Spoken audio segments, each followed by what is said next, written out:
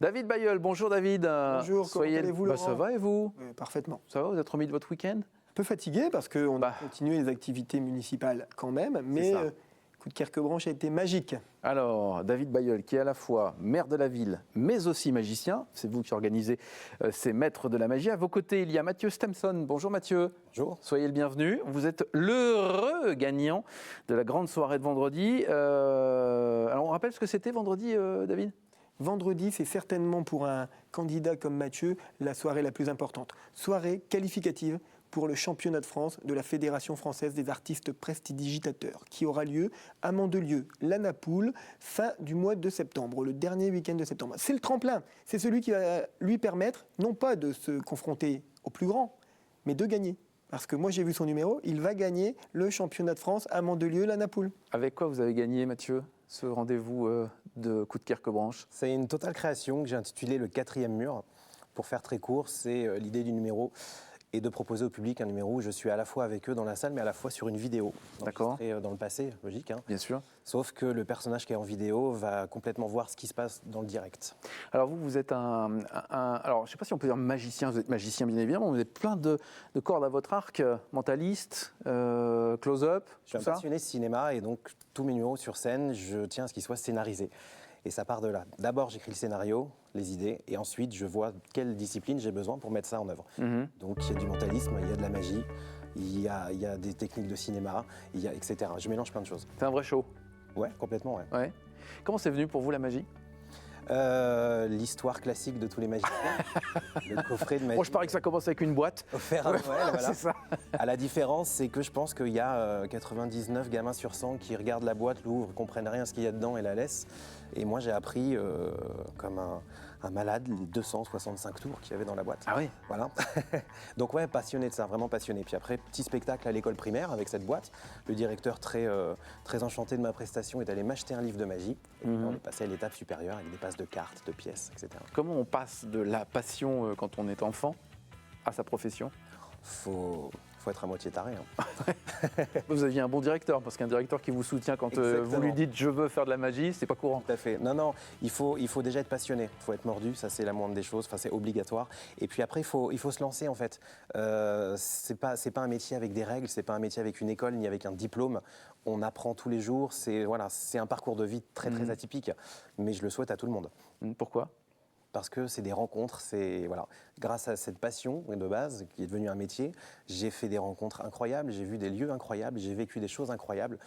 Moi, je viens de la restauration à la base, j'ai eu un vrai métier avant. Oui, je n'aurais jamais vécu tout ça en restant dans ma cuisine.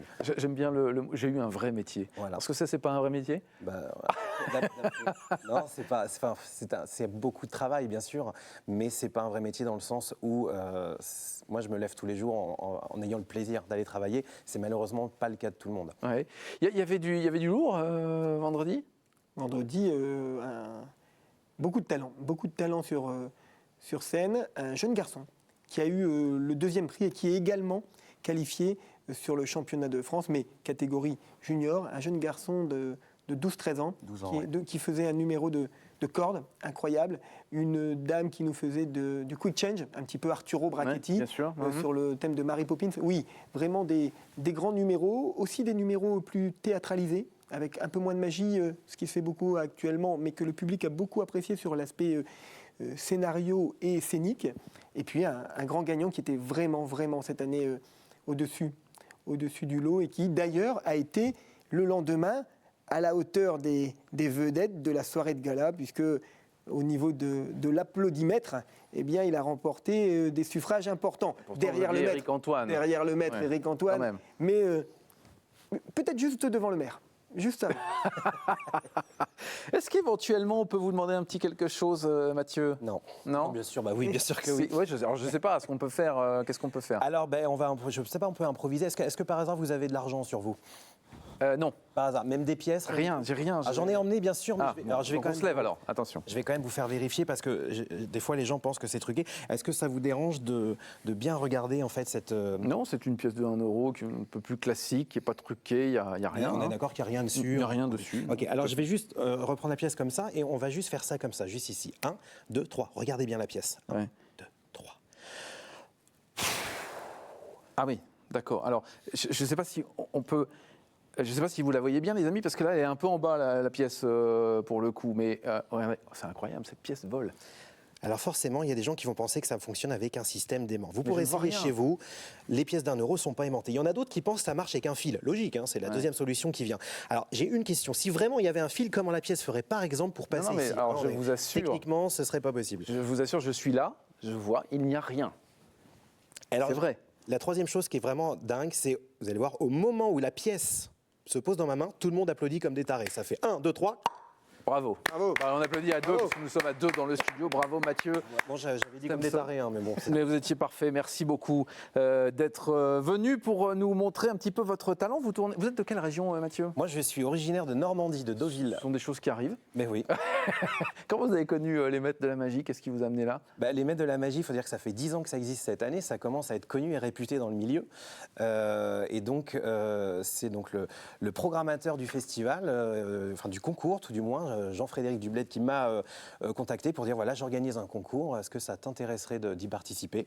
Et je lui ai dit avec grand plaisir. Allez, banco. Et voilà. Et puis c'est parti comme ça. Le bilan de cette 10e édition en quelques mots? Incroyable, on est sur presque 1700 spectateurs sur les 3 jours, 290 enfants sur le petit déjeuner du dimanche matin où tous les magiciens étaient présents, où Mathieu était présent, où bien sûr Éric Antoine nous a fait 1h30 de partage avec les enfants. Chaque enfant est reparti avec une photo, lui et la star, incroyable.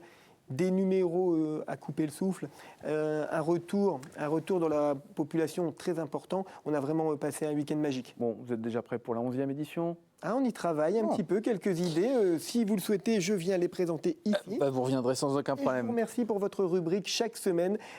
Ah oui, c'est un nouveau chroniqueur Un magique. jour, un tour. Le maire de Coudekerque-Branche vient vous apprendre un petit tour. Un grand merci, messieurs. Merci à tous les deux.